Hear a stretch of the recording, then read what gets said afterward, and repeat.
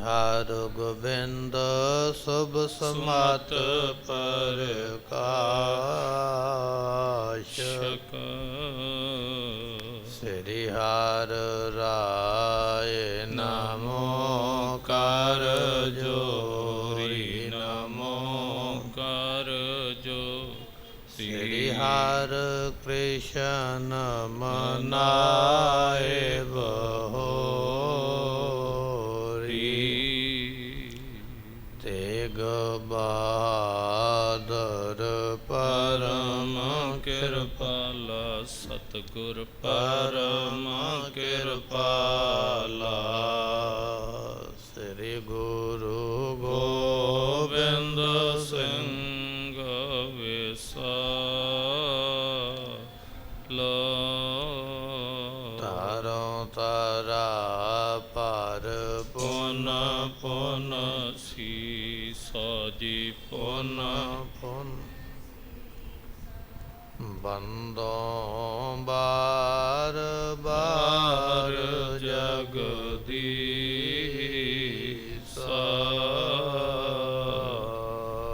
ਦੋਹਰਾ ਭੀਮ ਚੰਦ ਬਿਨ ਆਨੰਦ ਕੇ ਦੇਖ ਰਹਿਓ ਬਿਸਮਾਏ ਵੀਰ ਹਜ਼ਾरों ਪਚ ਰਹੇ ਲੋਥ ਨਹੀਂ ਕਿਮ ਲਿਆਏ।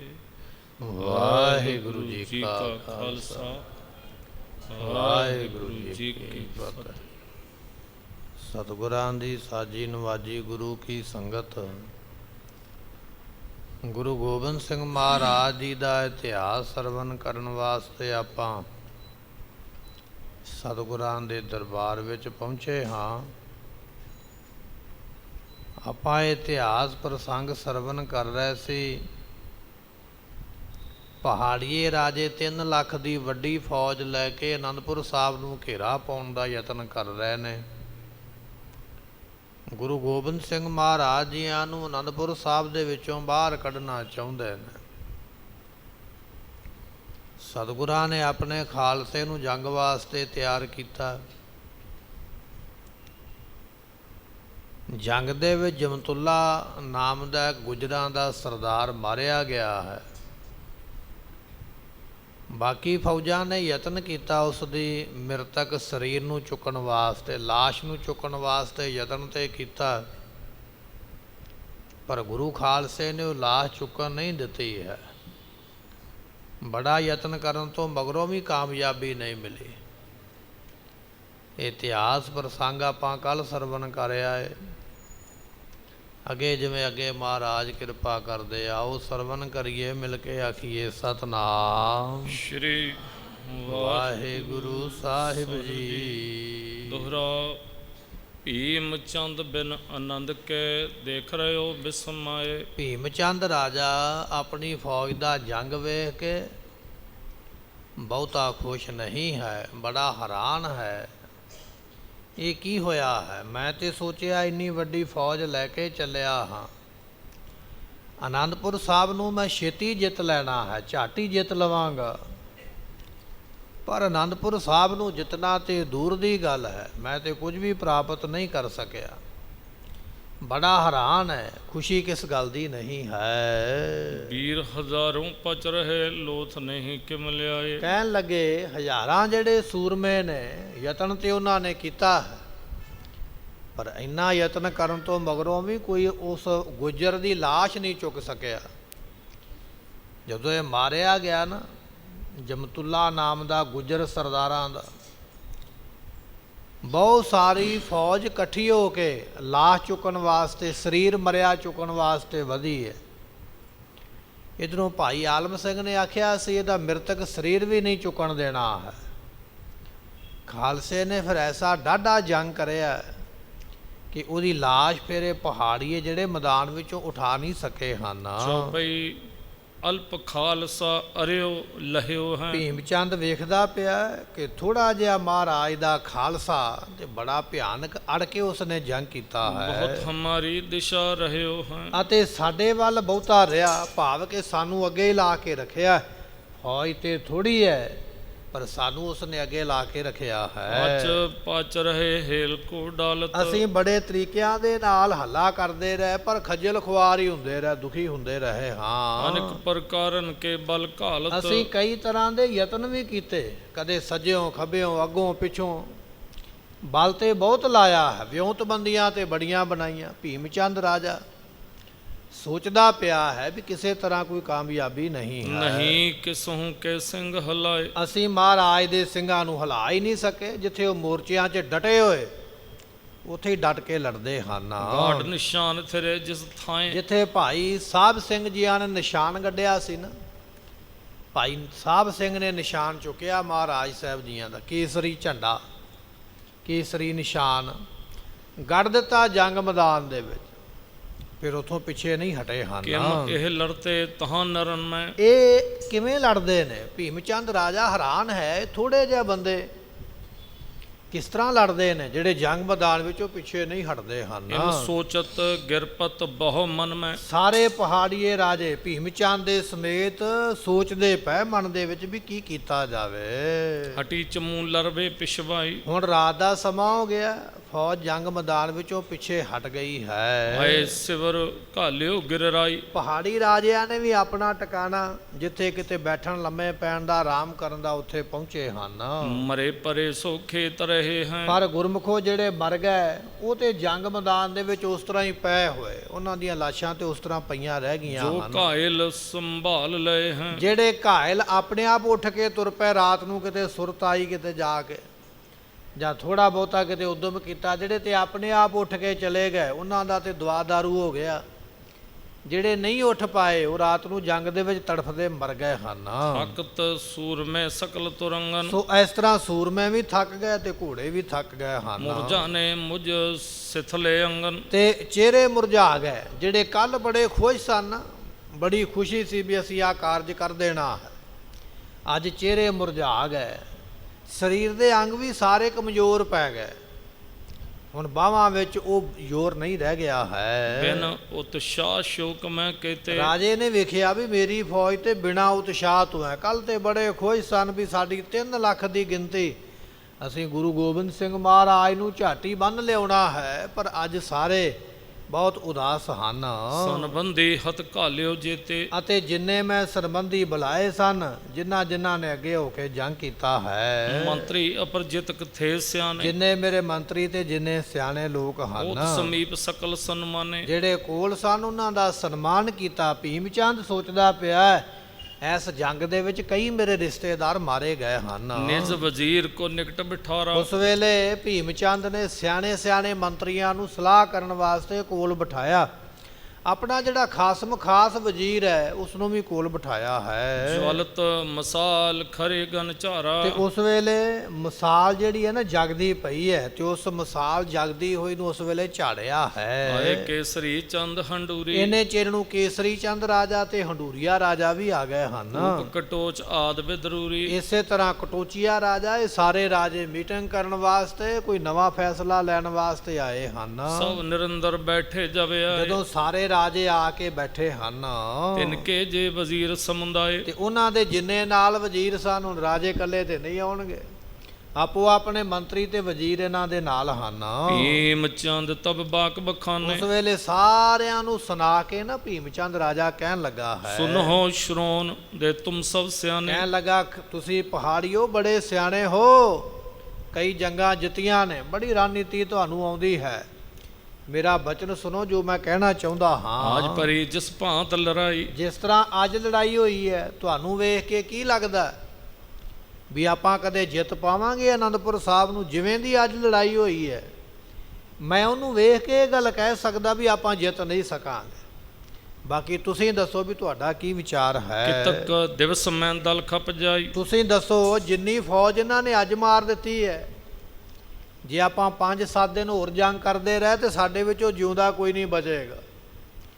ਭਾਵੇਂ ਕਿ ਅੱਜ ਅਸੀਂ ਕਹਿ ਰਹੇ ਹਾਂ ਵੀ ਸਾਡੀ ਗਿਣਤੀ 3 ਲੱਖ ਦੀ ਹੈ, ਪਰ ਗੁਰੂ ਗੋਬਿੰਦ ਸਿੰਘ ਮਹਾਰਾਜ ਦੇ ਸਿੱਖਾਂ ਨੇ, ਖਾਲਸੇ ਨੇ ਜਿਸ ਤਰ੍ਹਾਂ ਸਾਡੀ ਫੌਜ ਨੂੰ ਅੱਜ ਵੱਢਿਆ, ਇਹ ਤੇ ਕੁਝ ਦਿਨਾਂ ਦੀ ਗੱਲ ਹੈ, ਸਾਰੀ ਫੌਜ ਇਹਨਾਂ ਨੇ ਮੈਦਾਨ ਵਿੱਚ ਖਪਾ ਦੇਣੀ ਹੈ। ਯੋਧਾ ਮਰੇ ਹਜ਼ਾਰੋਂ ਲੜ ਲੜ, ਮੇਰੀ ਫੌਜ ਦੇ ਹਜ਼ਾਰਾਂ ਸੂਰਮੇ ਲੜ ਲੜ ਕੇ ਜੰਗ ਦੇ ਵਿੱਚ ਮਰ ਗਏ।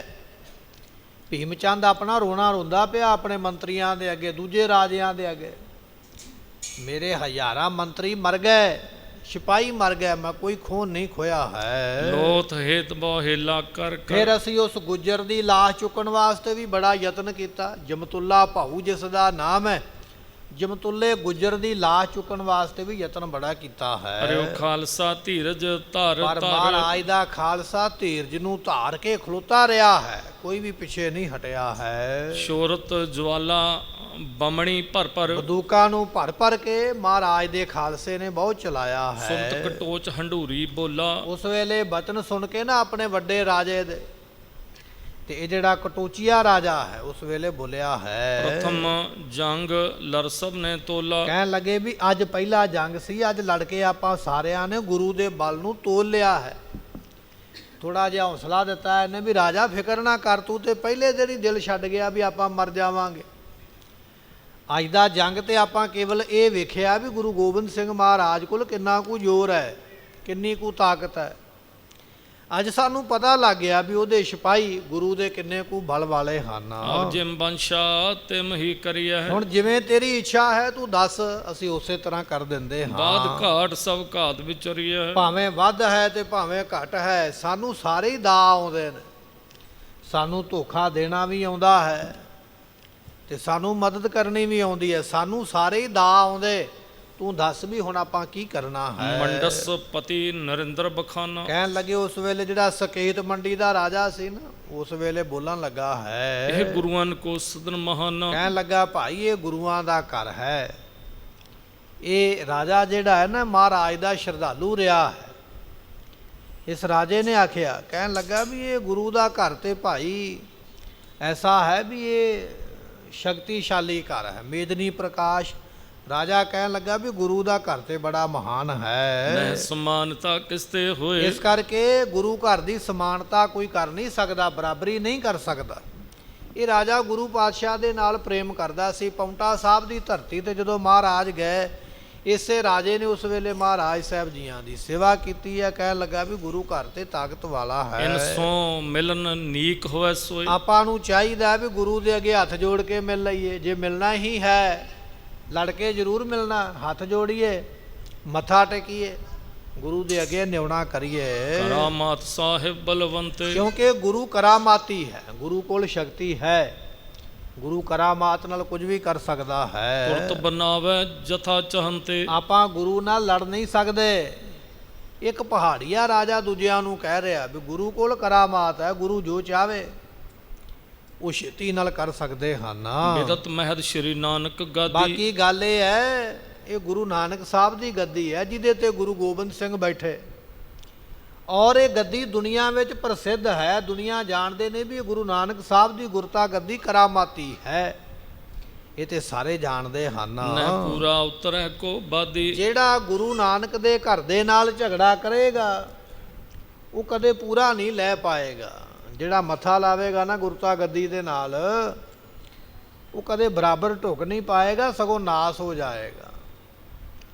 ਤੇ ਗੁਰੂ ਨਾਨਕ ਸਾਹਿਬ ਦੀ ਗੁਰਤਾ ਗੱਦੀ ਦੇ ਨਾਲ ਮੱਥਾ ਲਾਇਆ ਨਾ, ਰੰਗੇ ਵਰਗਿਆਂ ਨੇ ਖੱਪ ਗਏ, ਆਪ ਮਰ ਗਏ, ਰਾਜ ਵੀ ਜਾਂਦਾ ਰਿਹਾ।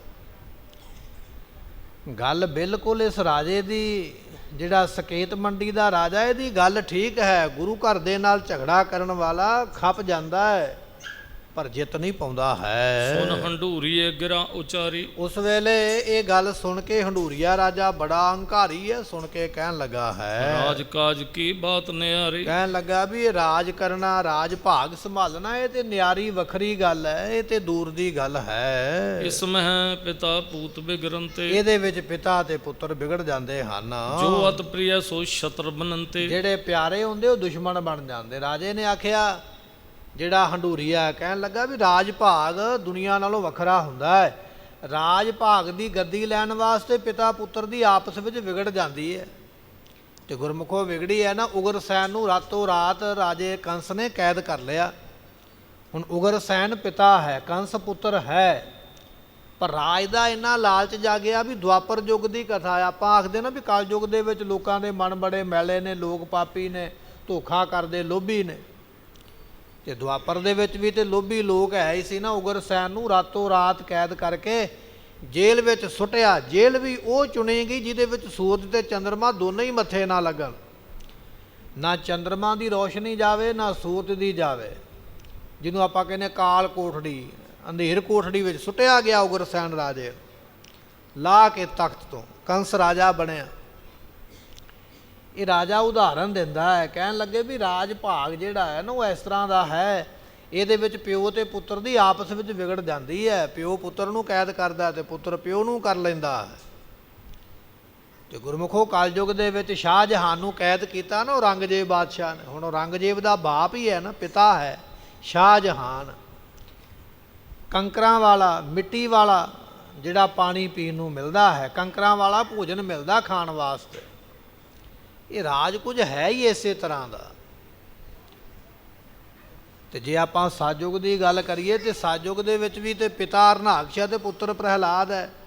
ਤੇ ਉਹ ਆਪਣੇ ਪੁੱਤਰ ਨੂੰ ਬਾਪ ਹੀ ਮਾਰਨਾ ਚਾਹੁੰਦਾ ਵੀ ਮੈਂ ਆਪਦਾ ਪੁੱਤਰ ਆਪੇ ਹੀ ਮਾਰ ਦੇਵਾਂ। ਨਹੀਂ ਮਰਿਆ ਤੇ ਉਹ ਵੱਖਰੀ ਗੱਲ ਹੈ, ਪਰ ਯਤਨ ਤੇ ਕੀਤਾ ਹੈ। ਰਾਜਾ ਹੰਡੂਰੀਆ ਇਹ ਗੱਲ ਕਹਿ ਰਿਹਾ ਹੈ, ਰਾਜ ਭਾਗ ਰਾਜਨੀਤੀ ਕੁਝ ਇਹੋ ਜਿਹੀ ਹੋਇਆ ਕਰਦੀ ਹੈ। ਪੁੱਤਰ ਜਿਹੜੇ ਨੇ ਆਪਣੇ ਬਾਪ ਨੂੰ ਕੈਦ ਕਰ ਲੈਂਦੇ, ਬਾਪ ਜਿਹੜੇ ਉਹ ਪੁੱਤਰਾਂ ਨੂੰ ਕਤਲ ਕਰ ਦਿੰਦੇ। ਰਾਜਨੀਤੀ ਹੈ। ਇੱਥੇ ਹੀ ਬਸ ਨਹੀਂ, ਰਾਜ ਭਾਗ ਇਹੋ ਜਿਹਾ ਹੁੰਦਾ ਹੈ ਜਿਹੜੇ ਆਪਣੇ ਪਿਆਰੇ ਹੋਣ, ਰਾਜ ਵਾਸਤੇ ਕਈ ਵਾਰੀ ਉਹਨਾਂ ਦੀ ਬਲੀ ਦੇਣੀ ਪੈਂਦੀ ਹੈ, ਦੁਸ਼ਮਣ ਬਣਾਉਣਾ ਪੈਂਦਾ ਹੈ, ਆਪਣੇ ਪਿਆਰਿਆਂ ਨੂੰ ਕੁਰਬਾਨ ਕਰਨਾ ਪੈਂਦਾ ਰਾਜ ਭਾਗ ਵਾਸਤੇ। ਮਿੱਤਰਾਂ ਨੂੰ ਦੁਸ਼ਮਣ ਬਣਾਉਣਾ ਪੈਂਦਾ, ਦੁਸ਼ਮਣਾਂ ਨੂੰ ਮਿੱਤਰ ਬਣਾਉਣਾ ਪੈਂਦਾ ਹੈ। ਇਹ ਰਾਜ ਭਾਗ ਐਵੇਂ ਨਹੀਂ ਚੱਲਦੇ, ਰਾਜ ਭਾਗ ਐਵੇਂ ਨਹੀਂ ਮਿਲਦੇ। ਇਹ ਸਾਰੇ ਦਾ ਜਿਹੜੇ ਉਹ ਖੇਡਣੇ ਪੈਂਦੇ। ਔਰੰਗਜ਼ੇਬ ਬਾਦਸ਼ਾਹ ਤੇ ਗੁਰੂ ਗੋਬਿੰਦ ਸਿੰਘ ਨਾਲ ਵੈਰ ਕਰਦਾ ਪਿਆ। ਔਰੰਗਜ਼ੇਬ ਦਾ ਪੁੱਤਰ ਦਾਰਾ ਸ਼ਿਕੋ, ਜਾਂ ਕਹਿ ਲਈਏ ਇਸੇ ਤਰ੍ਹਾਂ ਬਹਾਦਰ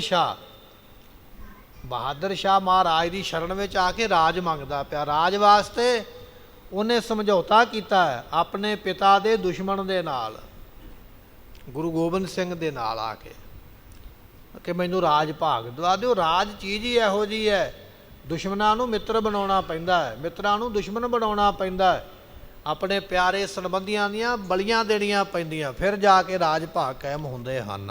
ਜੋ ਤਜ ਰਾਜ ਸਾਧ ਬਣ ਜਾਏ। ਅਤੇ ਜਾਂ ਫਿਰ ਇਸ ਤਰ੍ਹਾਂ ਹੋਵੇ ਵੀ ਰਾਜ ਭਾਗ ਛੱਡ ਕੇ ਤੇ ਆਪਾਂ ਸਾਧ ਬਣ ਜਾਈਏ। ਹੰਡੂਰੀਆ ਕਹਿਣ ਲੱਗਾ ਵੀ ਅੱਜ ਤੁਸੀਂ ਆਖਦੇ ਹੋ ਵੀ ਗੁਰੂ ਨਾਲ ਵੈਰ ਪਾਉਣਾ ਠੀਕ ਨਹੀਂ। ਜੇ ਰਾਜ ਚਲਾਉਣਾ ਹੈ ਤੇ ਗੁਰੂ ਨਾਲ ਵੀ ਵੈਰ ਪਾਉਣਾ ਪਏਗਾ। ਜੇ ਨਹੀਂ, ਛੱਡ ਦਿਓ ਰਾਜ ਭਾਗ ਤੇ ਗਲ ਵਿੱਚ ਪਾ ਲਓ ਮਾਲਾ ਤੇ ਬਣ ਜਾਓ ਸਾਧ, ਤੇ ਫਿਰ ਚੜ੍ਹ ਜਾਓ ਜੰਗਲਾਂ ਨੂੰ। ਫਿਰ ਰਾਜ ਭਾਗ ਦੀ ਗੱਲ ਨਾ ਕਰੋ। ਜੇ ਇਸ ਗੱਲ ਦਾ ਡਰ ਹੈ ਕਿ ਦੁਸ਼ਮਣ ਕੌਣ ਕੌਣ ਬਣਦਾ ਪਿਆ, ਫਿਰ ਰਾਜ ਛੱਡ ਕੇ ਸਾਧੂ ਹੋ ਜਾਣਾ ਕਰੋ। ਉਸ ਬਾਤ ਵਿਚਾਰਨ ਕਹਿ ਹੈ। ਤਾਂ ਫਿਰ ਇਸ ਤਰ੍ਹਾਂ ਦੀ ਗੱਲ ਜਿਹੜੀ ਆਪਾਂ ਵਿਚਾਰ ਸਕਦੇ ਹਾਂ। ਕਿਹੜੀ ਗੱਲ? ਜਿਹੜੀ ਇਹ ਕੀਤੀ ਗਈ ਹੈ ਵੀ ਗੁਰੂ ਕਰਾਮਾਤੀ ਹੈ, ਗੁਰੂ ਨਾਲ ਵੈਰ ਨਾ ਕਰੀਏ। ਜੇ ਇਹ ਗੱਲ ਵਿਚਾਰਨੀ ਹੈ, ਰਾਜੇ ਨੇ ਦਲੀਲ ਦਿੱਤੀ ਹੈ, ਫਿਰ ਆਪਾਂ ਨੂੰ ਸਾਧੂ ਬਣਨਾ ਚਾਹੀਦਾ। ਛੱਡ ਦਿਓ ਰਾਜ ਭਾਗ ਤੇ ਮਾਲਾ ਲੈ ਕੇ ਜੰਗਲਾਂ ਨੂੰ ਤੁਰ ਪਈਏ। ਜੇ ਰਾਜ ਭਾਗ ਕਰਨਾ ਚਾਹੁੰਦੇ ਹੋ ਤੇ ਫਿਰ ਇਹ ਨਾ ਫਿਕਰ ਕਰੋ ਵੀ ਕਿਹੜਾ ਰਾਜਾ ਹੈ ਤੇ ਕਿਹੜਾ ਸੰਬੰਧੀ ਹੈ, ਕਿਹੜਾ ਗੁਰੂ ਹੈ ਤੇ ਕਿਹੜਾ ਪੀਰ ਹੈ। ਫਿਰ ਵੈਰ ਵਿਰੋਧ ਨਹੀਂ ਵੇਖੀਦਾ। ਫਿਰ ਤੇ ਰਾਜ ਦਾ ਹੱਕ ਆਪਦਾ ਉਹ ਜਿਹੜਾ ਹੈ ਦਾਵਾ ਕਰੀਦਾ ਹੈ। ਇਹ ਤੁਹਾਡੀ ਮਰਜ਼ੀ ਹੈ ਵੀ ਕੀ ਕਰਨਾ ਹੈ। ਗੁਰੂ ਸ਼ਤਰੂ ਬਣ ਗਏ ਹਮਾਰਾ। ਹੁਣ ਤੁਸੀਂ ਸੋਚਦੇ ਪਏ ਹੋ ਵੀ ਗੁਰੂ ਸਾਡਾ ਦੁਸ਼ਮਣ ਬਣ ਗਿਆ। ਅੱਜ ਤੁਹਾਨੂੰ ਇਹ ਗੱਲ ਚੇਤੇ ਆਈ ਹੈ। ਕਹੋ ਲਰਨ ਤੇ ਕਿਮ ਹੋਏ ਟਾਲਾ। ਹੁਣ ਦੱਸੋ ਵੀ ਲੜਿਆਂ ਟਾਲਾ ਕਿਵੇਂ ਹੋਵੇਗਾ। ਅੱਜ ਤੇ ਕਹਿ ਦਿੱਤਾ ਵੀ ਗੁਰੂ ਦੁਸ਼ਮਣ ਨਹੀਂ ਸੀ ਬਣਾਉਣਾ ਚਾਹੀਦਾ, ਗੁਰੂ ਕਰਾਮਾਤੀ ਹੈ। ਗੁਰੂ ਕਰਾਮਾਤੀ ਮੰਨ ਲੈਂਦੇ ਆ, ਪਰ ਹੁਣ ਤੇ ਗੁਰੂ ਦੁਸ਼ਮਣ ਬਣ ਚੁੱਕਿਆ ਹੈ। ਹੁਣ ਟਾਲਾ ਕੀਤਿਆਂ ਨਹੀਂ ਸਰੇਗਾ। ਆਪਾਂ ਹੁਣ ਪਿੱਛਾ ਨਹੀਂ ਵਿਖਾ ਸਕਦੇ, ਪਿੱਠ ਨਹੀਂ ਦੇ ਸਕਦੇ। ਹੁਣ ਤੇ ਜਿਹੜਾ ਗਲ ਵਿੱਚ ਇਹ ਬਿਪਤਾ ਪਈ ਹੈ, ਇਹਨੂੰ ਨਿਬੇੜਨਾ ਹੀ ਪੈਣਾ ਹੈ। ਸੁਣ ਜਸਵਾਰ ਕੇਸਰੀ ਚੰਦ। ਉਸ ਵੇਲੇ ਕੇਸਰੀ ਚੰਦ ਰਾਜਾ ਜਿਹੜਾ ਨਾ ਸੁਣ ਕੇ ਬਚਨ ਬੋਲਿਓ ਸਭ ਮੈਂ ਗਰਭ ਬਿਲੰਦ। ਇਹ ਕੇਸਰੀ ਚੰਦ ਰਾਜਾ ਬੜੇ ਹੰਕਾਰ ਦੇ ਨਾਲ ਕਹਿਣ ਲੱਗਾ ਹੈ, ਕਹਾਂ ਸਿੰਘ ਹੈ ਹਮੋ ਅਗਾਰੀ। ਕਹਿਣ ਲੱਗਾ ਵੀ ਇਹ ਸਿੰਘ ਮੇਰੇ ਅੱਗੇ ਕੀ ਨੇ। ਕੇਸਰੀ ਚੰਦ ਨੂੰ ਬੜਾ ਮਾਣ ਹੈ। ਇਸੇ ਮਾਣ ਨੇ ਇਹਦੀ ਧੌਣ ਵਢਾਈ ਹੈ ਇਸੇ ਜੰਗ ਦੇ ਵਿੱਚ। ਮਾਨ ਕਰਕੇ ਕੇਸਰੀ ਚੰਦ ਰਾਜਾ ਕਹਿੰਦਾ ਗੁਰੂ ਕੇ ਸਿੰਘ ਮੇਰੇ ਅੱਗੇ ਕੀ ਹਾਨਾ। ਠਹਿਰ ਨ ਸਕੈ ਪਰੀ ਜਬ ਮਾਰੀ। ਜਦੋਂ ਮੈਂ ਜੰਗ ਦੇ ਵਿੱਚ ਕੱਲ ਨੂੰ ਚੜ ਕੇ ਗਿਆ ਨਾ ਤੇ ਮਹਾਰਾਜ ਦੇ ਖਾਲਸੇ ਨੇ ਮੇਰੇ ਸਾਹਮਣੇ ਖਲੋਣਾ ਕੋਈ ਨਹੀਂ ਕਹਾਂ ਹੈ। ਭਏ ਪੂਰਬ ਅਰ ਰਹੇ। ਕੀ ਗੱਲ ਹੋਈ ਜੇ ਪਹਿਲੇ ਦਿਨ ਅੜਵੀ ਪਏ ਤੇ ਪਹਿਲੇ ਦਿਨ ਉਹ ਚੰਗਾ ਪ੍ਰਸ਼ਾਦਾ ਭੋਜਨ ਛਕ ਕੇ ਆਏ ਹੋਣਗੇ, ਬੜੀ ਹਿੰਮਤ ਨਾਲ ਗੁਰੂ ਨੇ ਥਾਪੜੇ ਦੇ ਕੇ ਤੁਰਿਆ ਹੋਵੇਗਾ। ਜੇ ਪਹਿਲੇ ਦਿਨ ਜੰਗ ਕਰਕੇ ਖੜ ਵੀ ਗਏ ਸਾਡੇ ਅੱਗੇ ਤੇ ਤਾਂ ਕੀ ਹੋਇਆ ਹੈ। ਦਾਵ ਲਰਨ ਕੋ ਸੈਨ ਨ ਲਹੈ। ਪਰ ਉਹਨਾਂ ਦੇ ਕੋਲ ਦਾਤ ਨਹੀਂ ਨਾ ਸਾਡੇ ਜਿੰਨੇ। ਆਪਾਂ ਜੱਦੀ ਪੁਸ਼ਤੀ ਰਾਜੇ ਆ, ਪੀੜ੍ਹੀ ਦਰ ਪੀੜ੍ਹੀ। ਜਿੰਨੀ ਰਾਜਨੀਤੀ ਸਾਨੂੰ ਆਉਂਦੀ ਹੈ, ਜਿੰਨੇ ਜੰਗ ਆਪਾਂ ਲੜੇ ਨੇ, ਜਿੰਨੇ ਦਾਸ ਸਾਨੂੰ ਆਉਂਦੇ ਲਾਉਣੇ, ਇਹਨੇ ਤੇ ਨਹੀਂ ਨਾ ਇਹਨਾਂ ਨੂੰ ਆਉਂਦੇ। ਕਿਹੜਾ ਜੱਦੀ ਪੁਸ਼ਤੀ ਰਾਜੇ ਨੇ, ਨਾ ਇਹਨਾਂ ਕਦੇ ਜੰਗ ਲੜਿਆ, ਨਾ ਇਹਨਾਂ ਨੂੰ ਰਾਜਨੀਤੀ ਆਉਂਦੀ ਹੈ। ਕੀ ਹੋਇਆ ਜੇ ਪਹਿਲੇ ਦਿਨ ਦਾ ਜੰਗ ਆਪਾਂ ਨਹੀਂ ਕੁਝ ਕਰ ਸਕੇ। ਪਰ ਆਪਣੇ ਜਿੰਨੇ ਹੁਸ਼ਿਆਰ ਤੇ ਚਲਾ ਕੇ ਮਹਾਰਾਜ ਦੇ ਸਿਪਾਹੀ ਨਹੀਂ ਹਨ। ਕੋਈ ਅਪਰਾਧ ਕੇ ਮੰਡੋ ਜੰਗ। ਕੋਈ ਗੱਲ ਨਹੀਂ, ਦਿਨ ਚੜੇਗਾ ਤੇ ਫਿਰ ਆਪਾਂ ਭਿਆਨਕ ਜੰਗ ਕਰਾਂਗੇ। ਪਰ ਹੋ ਹੇਲ ਕਰ ਸਭ ਇੱਕ ਸੰਗ। ਆਪਾਂ ਇੱਕੇ ਵਾਰੀ ਇਕੱਠਾ ਹਮਲਾ ਕਰੀਏ, ਵਾਰੀ ਵਾਰੀ ਨਹੀਂ ਵੀ ਪਹਿਲਾਂ ਇੱਕ ਰਾਜਾ ਜਾਵੇ ਫਿਰ ਦੂਜਾ ਜਾਵੇ ਫਿਰ ਤੀਜਾ ਜਾਵੇ। ਇਦਾਂ ਗੱਲ ਨਹੀਂ ਬਣਨੀ ਹੈ। ਆਪਾਂ ਸਾਰੇ ਜਾਣੇ ਇਕੱਠੇ ਮਿਲ ਕੇ ਹਮਲਾ ਕਰੀਏ। ਕਬਲੋ ਲੜੈ ਖਾਲਸਾ ਜੋਈ। ਇਹ ਮਹਾਰਾਜ ਦੀ ਫੌਜ ਕਿੰਨਾ ਕੁ ਚਿਰ ਲੜੇਗੀ? 1 ਘੰਟਾ, 2 ਘੰਟੇ, ਅੱਧਾ ਦਿਨ, ਪੌਣਾ ਦਿਨ, ਸਾਰਾ ਦਿਨ? ਕਿੰਨਾ ਕੁ ਚਿਰ ਲੜਨਗੇ? ਕਦੇ ਤੇ ਥੱਕਣਗੇ ਨਾ, ਕਦੇ ਤੇ ਭੁੱਖ ਲੱਗੇਗੀ ਨਾ, ਕਦੇ ਤੇ ਪਿੱਛੇ ਮੁੜਨਗੇ ਨਾ।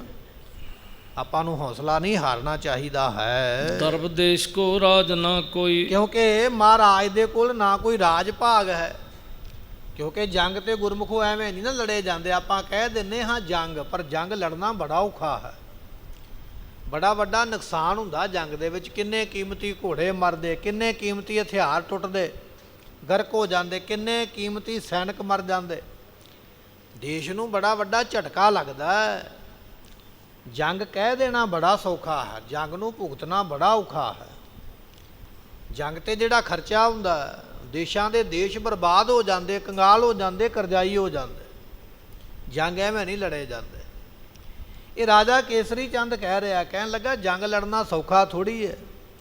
ਮਹਾਰਾਜ ਦੇ ਕੋਲ ਕਿਹੜਾ ਕੋਈ ਰਾਜ ਭਾਗ ਹੈ ਵੀ ਉਹ ਰਾਜ ਕਰਦੇ ਨੇ, ਟੈਕਸ ਆ ਜਾਵੇਗਾ, ਆਮਦਨ ਆ ਜਾਵੇਗੀ। ਕਿੰਨਾ ਕੁ ਚਿਰ ਲੜਨਗੇ, ਕਿੰਨਾ ਕੁ ਪੈਸਾ ਖਰਚਣਗੇ, ਕਿੰਨੇ ਕੁ ਹਥਿਆਰ ਮੁੱਲ ਲੈ ਕੇ ਆਉਣਗੇ।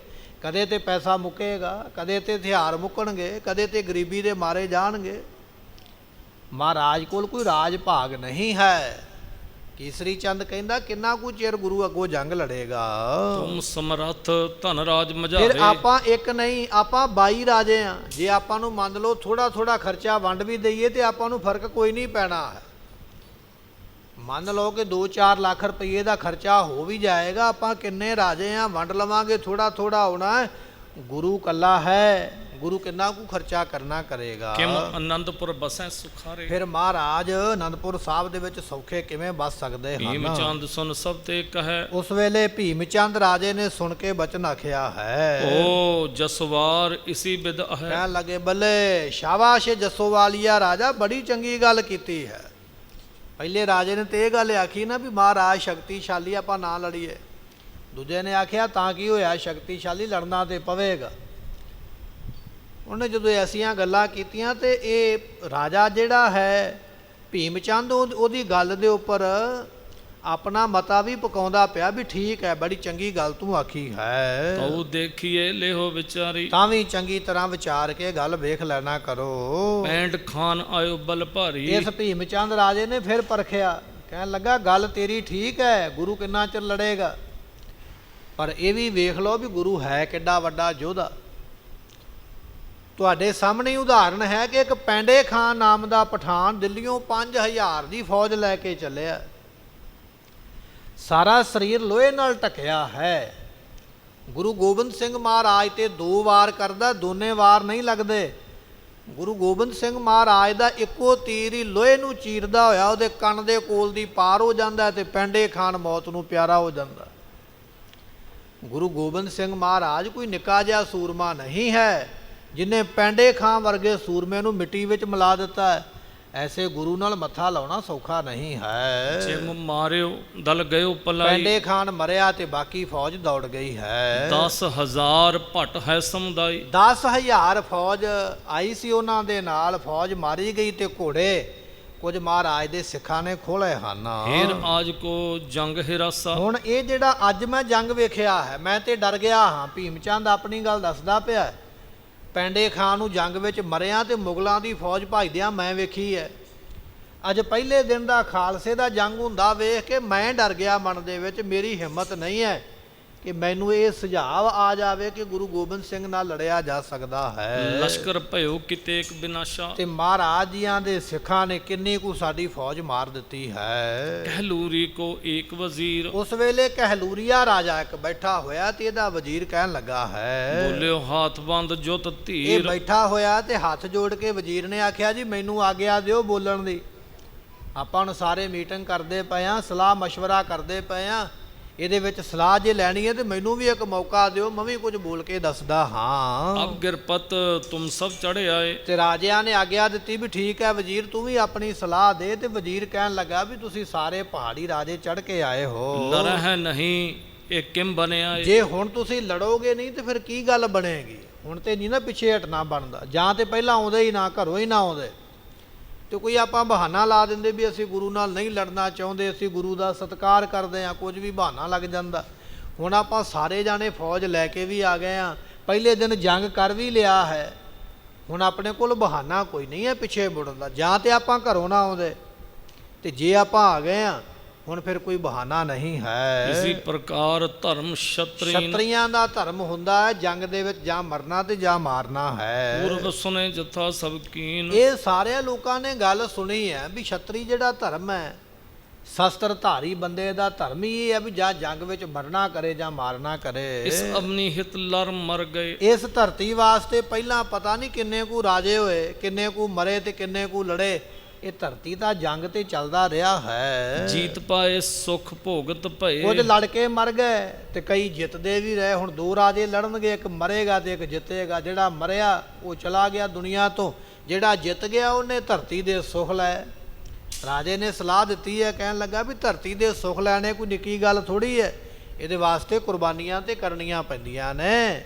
ਧਰਤੀ ਵਾਸਤੇ ਕਈ ਮਰਦੇ ਮਰਾਉਂਦੇ ਰਹੇ ਹਨ। कह प्रमोद सुरपुर को पायो। ਜਾਂ ਤੇ ਫਿਰ ਆਪਾਂ ਜੰਗ ਵਿੱਚ ਲੜੀਏ ਤੇ ਮਰੀਏ ਤੇ ਮਰ ਕੇ ਸਵਰਗਾਂ ਦੇ ਵਿੱਚ ਜਾਣਾ ਕਰੀਏ।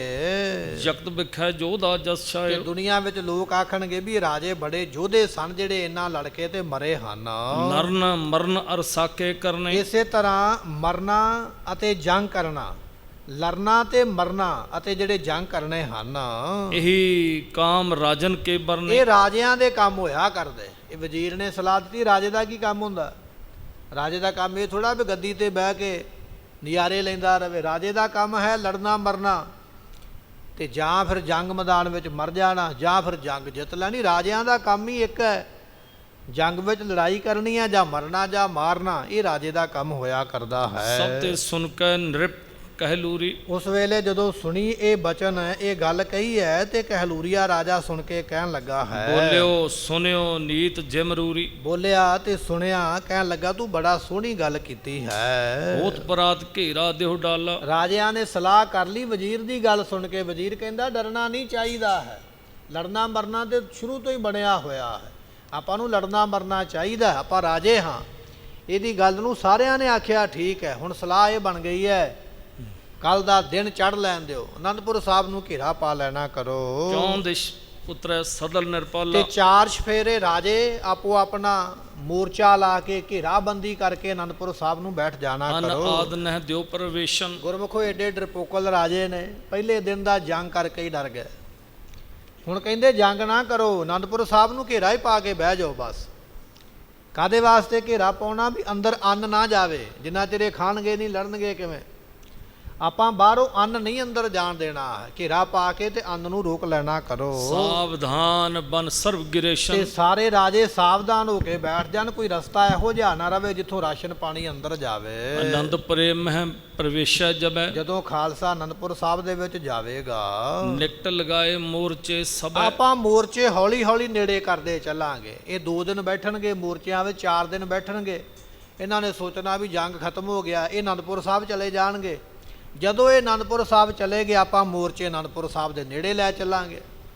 ਇਸ ਤਰ੍ਹਾਂ ਦੀ ਸਲਾਹ ਕਰਦੇ ਹਨ। करो तंग नित कर जंग। ਇਹਨਾਂ ਨੂੰ ਰੋਜ਼ ਹੀ ਤੰਗ ਕਰੀਏ, ਰੋਜ਼ ਹੀ ਥੋੜਾ ਬਹੁਤਾ ਆਪਾਂ ਜੰਗ ਕਰ ਛੱਡਿਆ ਕਰੀਏ, ਰੋਜ਼ ਦੀ ਰੋਜ਼ ਇਹਨਾਂ ਨੂੰ ਤੰਗ ਕਰਨਾ ਕਰੀਏ। ਵਿਚਰਤ ਹਤਹੁ ਦੁਫੰਗਨ ਸੰਗ। ਜੇ ਕਿਤੇ ਬਾਹਰ ਆ ਵੀ ਜਾਣ ਇਹਨਾਂ ਨੂੰ ਖੁੱਲਾ ਨਾ ਕਿਤੇ ਜਾਣ ਦਿਓ, ਜਦੋਂ ਕਿਤੇ ਬਾਹਰ ਨਿਕਲੇ ਇਹਨਾਂ ਤੇ ਗੋਲੀ ਚਲਾ ਦਿਓ। ਇਸ ਤਰ੍ਹਾਂ ਦੀ ਰਾਜਿਆਂ ਨੇ ਵਿਉਂਤ ਬਣਾਈ ਜਿਤ ਹੈ। ਕਿਤ ਤੇ ਘੇਰੋ ਬਰਿਆਈ। ਜਿੱਥੇ ਕਿਤੇ ਵੀ ਇਹ ਜਾਣ, ਗਲੀ ਜਾਣ, ਬਾਜ਼ਾਰ ਜਾਣ, ਖੇਤ ਜਾਣ, ਘਰ ਜਾਣ, ਕਿਤੇ ਵੀ ਜਾਣ, ਬਦੋ ਬਦੀ ਇਹਨਾਂ ਨੂੰ ਘੇਰਾ ਪਾ ਲਵੋ ਤੇ ਘੇਰੇ ਵਿੱਚ ਪਾ ਕੇ ਮਾਰ ਦੇਣਾ ਪਰ ਕਰੋ। ਵਿਸ਼ਨ ਨਿਕਸ਼ਨ ਕੋ ਨਹਿ ਪਾਈ। ਇਹ ਸਾਡੇ ਘੇਰੇ ਵਿੱਚ ਫਸਤੇ ਜਾਣ ਪਰ ਸਾਡੇ ਘੇਰੇ ਵਿੱਚੋਂ ਨਿਕਲ ਨਾ ਸਕਣ, ਨਿਕਲ ਨਾ ਸਕਣ, ਕਿਸੇ ਬੰਨੇ ਜਾ ਨਾ ਸਕਣ। ਇਸ ਤਰ੍ਹਾਂ ਦਾ ਘੇਰਾ ਆਪਾਂ ਪਾਉਣਾ ਕਰੀਏ। ਇਮ ਸਲਾਹ ਆਵਤ ਮੁਝ ਮਨ ਮੈਂ। ਮੇਰੇ ਮਨ ਦੇ ਵਿੱਚ ਇਹ ਸਲਾਹ ਜਿਹੜੀ ਹੈ ਉਹ ਠੀਕ ਆਈ ਤਾਂ ਮੈਂ ਤੁਹਾਨੂੰ ਦੱਸੀ ਹੈ। ਅਤੇ ਨਾ ਜਾਹੇ ਸਿੰਘ ਕਿਮਰਨ ਮੈਂ। ਪਰ ਇਹ ਗੱਲ ਇਹਨਾਂ ਨੇ ਮੰਨ ਲਈ ਹੈ ਵੀ ਜੇ ਆਪਾਂ ਸਿੱਧਾ ਜੰਗ ਕਰਾਂਗੇ, ਇਹ ਜੰਗ ਵਿੱਚ ਆਪਣੇ ਤੋਂ ਮਾਰੇ ਨਹੀਂ ਜਾਣਗੇ, ਇਹ ਮਰਨੇ ਨਹੀਂ ਆਪਣੇ ਕੋਲ।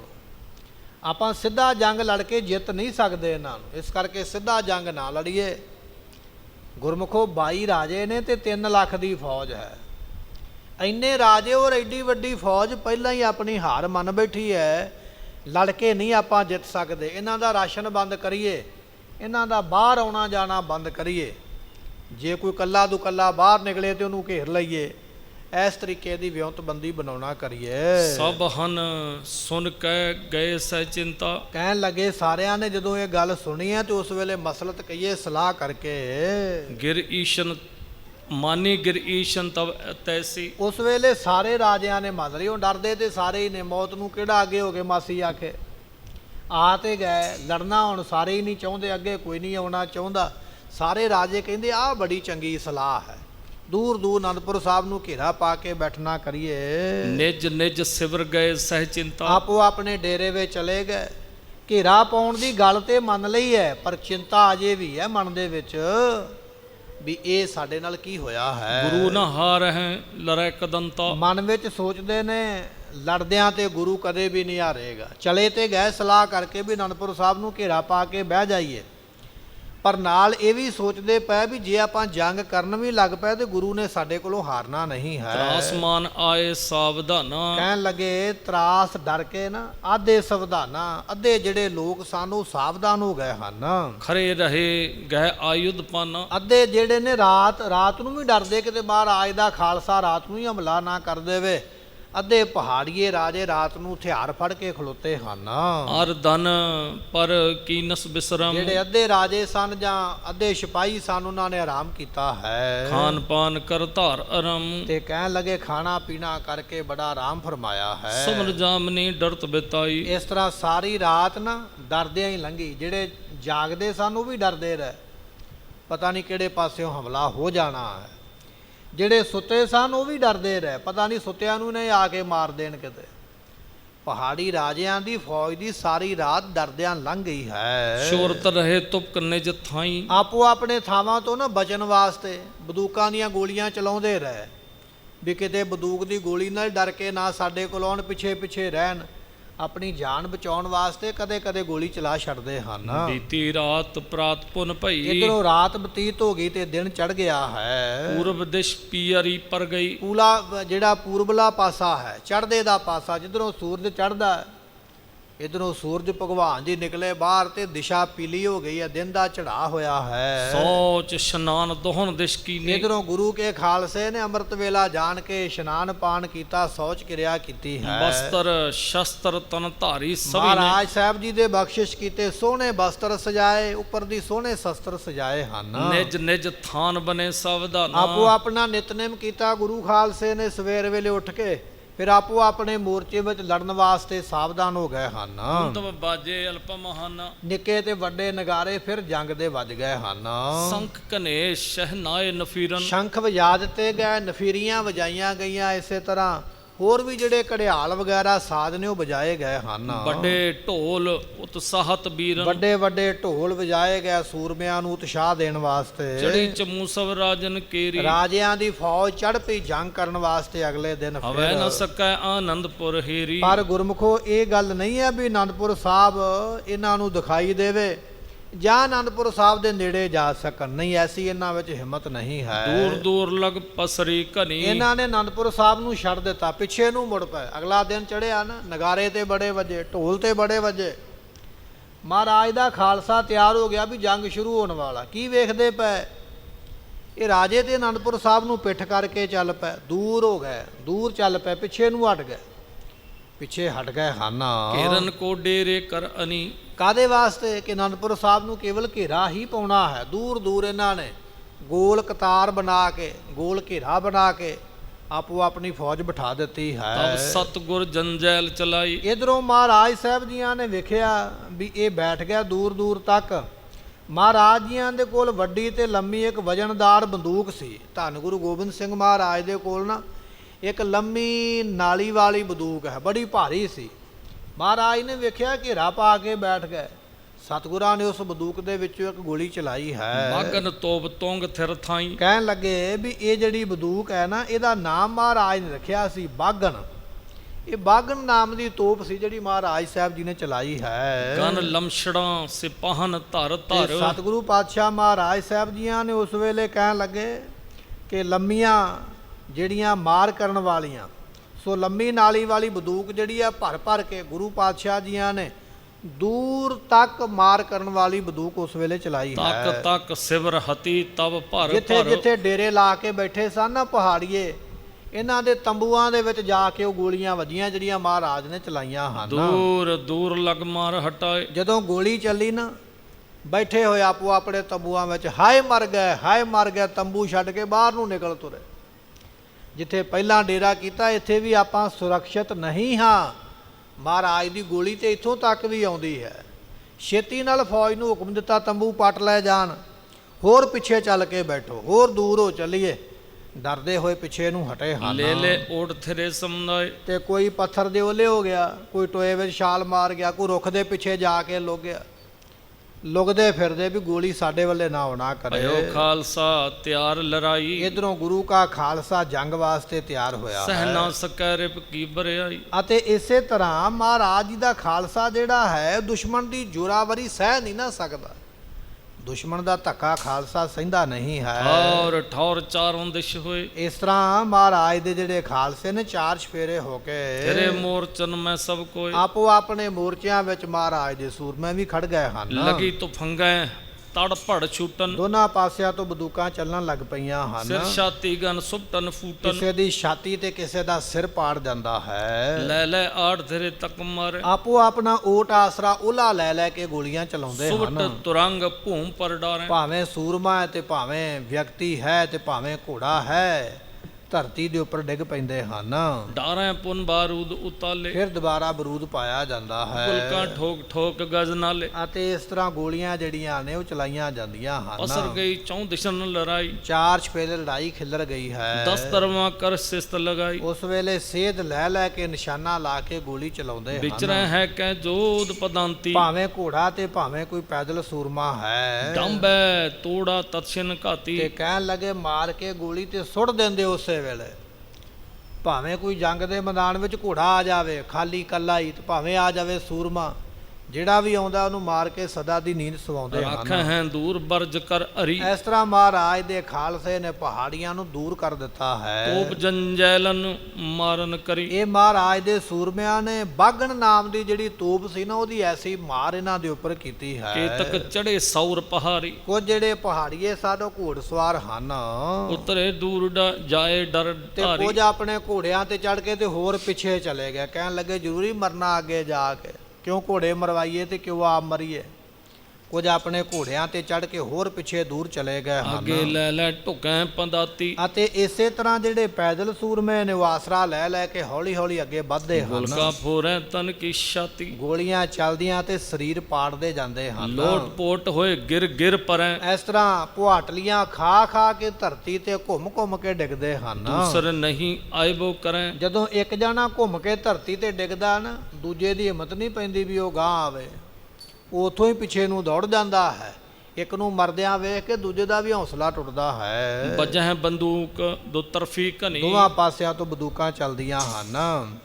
ਆਡੇ ਲੈ ਲੈ ਲੜਤੀ ਅਨੀ ਆਸਰਾ ਲੈ ਲੈ ਕੇ ਫੌਜ ਲੜਦੀ ਪਈ ਹੈ। ਗਿਰ ਕਰ ਮਰੇ ਸੈਂਕੜੇ ਸੂਰਾ ਇਸ ਤਰ੍ਹਾਂ ਸੂਰਮੇ ਜਿਹੜੇ ਨੇ ਹਜ਼ਾਰਾਂ ਦੀ ਗਿਣਤੀ ਵਿੱਚ ਮਰ ਗਏ ਹਨ ਤੜਫਤ ਘਾਇਲ ਮਿਲ ਮਿਲ ਧੂਰਾ ਤੇ ਕੁਝ ਜ਼ਖਮੀ ਹੋ ਕੇ ਮਿੱਟੀ ਵਿੱਚ ਮਿਲ ਗਏ ਹਨ। ਚੌਂਦਿਸ਼ ਮਹਿ ਬਹੁ ਮਾਰ ਮਚੀ ਹੈ ਚਾਰ ਸਫੇਰੇ ਬੜੀ ਭਿਆਨਕ ਜੰਗ ਮਚੀ ਜਹ ਹੈ। ਕਹਿ ਸ਼ਰੋਣਤ ਧੂਲ ਰਚੀ ਹੈ ਜਿੱਥੇ ਕਿਥੇ ਘਟਾ ਮਿੱਟੀ ਅਤੇ ਖੂਨ ਡੁੱਲਿਆ ਦਿਖਾਈ ਦਿੰਦਾ ਹੈ। ਹੈ ਮਾਰ ਮਾਰ ਕਰ ਧਾਵੇਂ ਕਹਿਣ ਲੱਗੇ ਜਦੋਂ ਮਾਰ ਪੈਂਦੀ ਹੈ ਹਾਏ ਮਰ ਗਏ ਹਾਏ ਮਰ ਗਏ ਐਸੀ ਆਵਾਜ਼ ਆਉਂਦੀ ਹੈ। ਸਨਮੁਖ ਹੋਵੇ ਹੈ ਮੁਕਤਰ ਵਾਵੇ ਤੇ ਕਹਿਣ ਲੱਗੇ ਕੋਈ ਸਾਹਮਣੇ ਹੁੰਦਾ ਹੈ ਤੇ ਕੋਈ ਆਪਣਾ ਮੂੰਹ ਛੁਪਾ ਕੇ ਦੌੜ ਜਾਂਦਾ ਹੈ। ਭਇਓ ਦੁਪਹਿਰਾ ਮਚਤ ਲੜਾਈ ਲੜਾਈ ਕਰਦਿਆਂ ਕਰਦਿਆਂ ਦੁਪਹਿਰ ਦਾ ਸਮਾਂ ਹੋ ਗਿਆ। ਅਗਲੇ ਦਿਨ ਦੀ ਦੁਪਹਿਰ ਹੋ ਗਈ ਹੈ। ਤੇਰੇ ਮੋਰਚਨ ਭਟ ਸਮੁੰਦਾਈ ਸਾਰੇ ਸੂਰਮੇ ਆਪੋ ਆਪਣੇ ਮੋਰਚਿਆਂ ਵਿੱਚ ਟਿਕ ਗਏ ਹਨ। ਜੁਲਾ ਜਵਾਲਾ ਵਮਣੀ ਤੱਕ ਤੱਕ ਸ਼ੋਰ ਬੰਦੂਕ ਜਿਹੜੀ ਹੈ ਤੱਕ ਤੱਕ ਕੇ ਉਸ ਨੂੰ ਚਲਾਉਂਦੇ ਹਨ।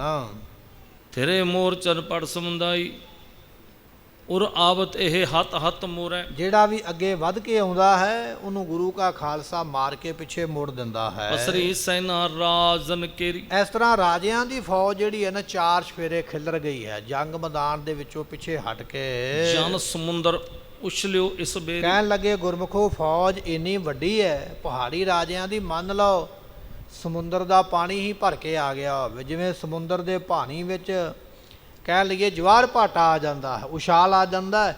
ਰਾਜਿਆਂ ਦੀ ਇਸ ਤਰ੍ਹਾਂ ਵੱਡੀ ਫੌਜ ਦੂਰ ਦੂਰ ਤੱਕ ਫੈਲ ਗਈ ਹੈ। ਚੌਂ ਦਿਸ ਪਸਰਿਓ ਜਲ ਸਮ ਢਰ ਜਿਵੇਂ ਢਰ ਸਮੁੰਦਰ ਦਾ ਜਲ ਸੁਨਾਮੀ ਆਉਂਦੀ ਹੈ ਤੇ ਦੂਰ ਤੱਕ ਫੈਲ ਜਾਂਦਾ ਹੈ। ਪਹਾੜੀਆਂ ਦੀ 3 ਲੱਖ ਦੀ ਵੱਡੀ ਫੌਜ ਦੂਰ ਤੱਕ ਫੈਲ ਗਈ ਹੈ। ਵਿੱਚ ਅਨੰਦਪੁਰ ਟਾਪੂ ਸਮਸਰ ਮਹਾਰਾਜ ਸਾਹਿਬ ਜੀਆਂ ਦਾ ਜਿਹੜਾ ਸਥਾਨ ਹੈ ਨਾ ਅਨੰਦਪੁਰ ਸਾਹਿਬ ਇਹ ਤੇ ਮੰਨ ਲਓ ਵੀ ਸਮੁੰਦਰ ਦੇ ਵਿੱਚ ਇੱਕ ਨਿੱਕਾ ਜਿਹਾ ਟਾਪੂ ਹੈ। ਅਨੰਦਪੁਰ ਸਾਹਿਬ ਨਿੱਕਾ ਜਿਹਾ ਹੀ ਹੈ ਪਰ ਪਹਾੜੀ ਰਾਜਿਆਂ ਦੀ ਫੌਜ ਸਮੁੰਦਰ ਦੇ ਵਾਂਗ ਵੱਡੀ ਹੈ। ਪਰ ਹਿੰਮਤ ਕਿਸੇ ਦੀ ਨਹੀਂ ਹੈ ਕਿ ਅਨੰਦਪੁਰ ਸਾਹਿਬ ਦੇ ਵਿੱਚ ਆਉਣਾ ਕਰੇ ਜਾਂ ਅੱਗੇ ਵਧਣਾ ਕਰੇ। ਆਪੋ ਆਪਣੀ ਜਾਨ ਬਚਾ ਕੇ ਪਿੱਛੇ ਜਾ ਕੇ ਮੋਰਚੇ ਲਾ ਕੇ ਖੜ ਗਏ। ਹੁਣ ਬਾਬਾ ਅਜੀਤ ਸਿੰਘ ਜੀ ਸਤਿਗੁਰਾਂ ਦੇ ਵੱਡੇ ਸਾਹਿਬਜ਼ਾਦੇ ਕਿਵੇਂ ਆਗਿਆ ਲੈਣਗੇ ਜੰਗ ਲੜਨ ਵਾਸਤੇ ਤੇ ਕਿਵੇਂ ਇਹਨਾਂ ਦੇ ਮੋਰਚਿਆਂ ਵਿੱਚ ਜਾ ਕੇ ਜੰਗ ਕਰਨਗੇ ਆਪਾਂ ਅਗਲੇ ਦੀਵਾਨ ਵਿੱਚ ਸਰਵਣ ਕਰਾਂਗੇ। ਸਮੇਂ ਦੀ ਸਮਾਪਤੀ ਭੁੱਲਾਂ ਦੀ ਮੁਆਫੀ ਲੇਖਾ ਕਥਾ ਨਾ ਛੂਟੀ ਹੈ ਬਖਸ਼ਣ ਹਾਰ ਬਖਸ਼ ਲੈ ਨਹੀਂ ਆਪਾਂ ਬਖਸ਼ਣਾ। ਵਾਹਿਗੁਰੂ ਜੀ ਕਾ ਖਾਲਸਾ ਸਤਿਗੁਰਾਂ